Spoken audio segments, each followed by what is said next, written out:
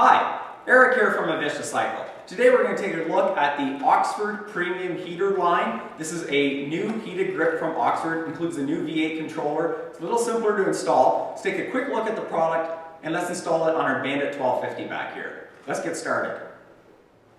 So I've opened up the package and spread the contents out. We have our left and right heated grip units themselves. We have our wiring terminals that are going to go back to the battery with a fuse in line. We've got our grip glue, tie wraps, and two-sided tape to attach the controller. We have some mounting hardware, various bolts and spacers. This bracket usually gets attached to your clutch or your brake perch on the bars of the bike if you have that available. Then you can attach the controller to this bracket. And then you have your main controller here with our push button up and down, our battery saver mode, our heat settings, and this is a nice watertight unit that you typically would mount onto your bar somewhere. Let's take a quick look at the install on the bike. One of the first steps in installing the heated grips is we have to remove the factory grips. There are methods you can use to remove these, to salvage them for reuse later. Typically, these involve using an air compressor. You can inflate them and slide them off, but we use the simple method. We just use an olfa knife and cut them off. But first, I'm just going to quick remove these bar end weights. We have to remove them anyways to slide on the new grips. It'll make it a little bit easier to pull these off. Let's get going.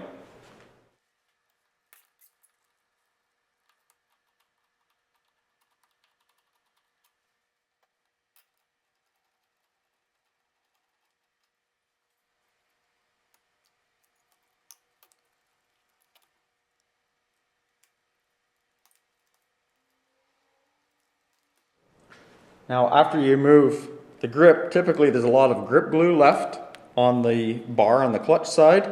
If your bar is smooth like this unit, you can usually just roll it right off. Or you can use a Varsol typically and it'll just make the adhesive fall apart. Just got to get it nice and clean, that way our new glue has somewhere to stick the heated grip to. On occasion as well, some of the OEM manufacturers will put a ridge on the throttle tube itself. We can't slide the new heated grips on with this tiny little plastic ridge that's on here. Again, we can use that same knife that we used earlier, and we can actually trim that ridge off very easily. You can't install any aftermarket grips or heated grips with this ridge on. It's very easy just to trim it off with a nice sharp knife.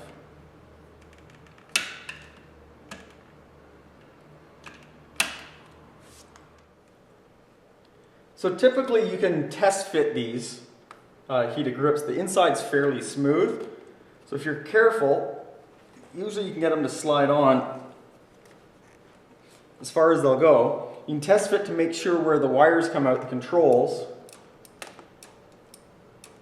isn't going to hit any of our brake or clutch lever, and that when we reinstall our bar end weight, we have no interference at all. We're going to do this right before we glue them on.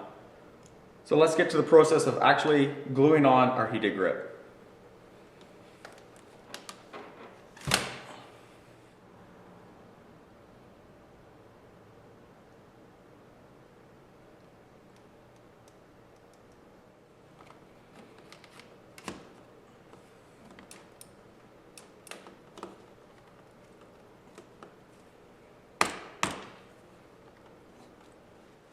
Now this is really important on the throttle side to make sure once you have this installed, everything runs and flows freely. We don't have any binding between the grip and the bar end or anywhere else.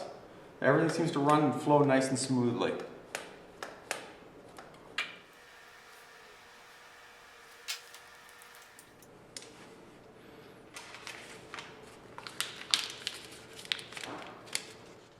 Now we can reinstall our bar end weights. Now we're going to install the controller bracket right up here on our clutch perch. So we're going to remove these two bolts, install this up here.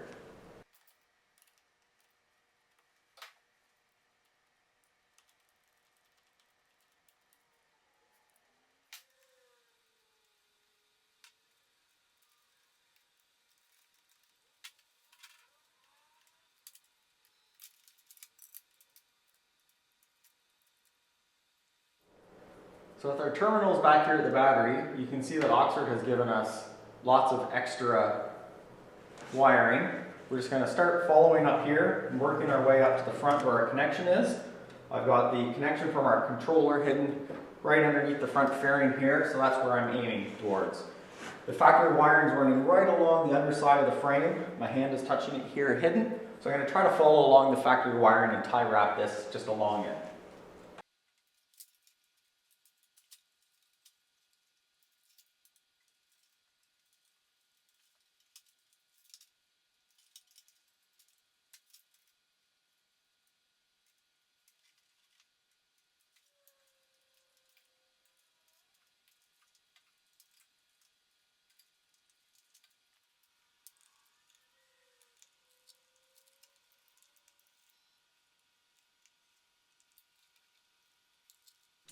So now we have everything all hooked up. Should be able to power it up. We're going to do a quick test here on our controller.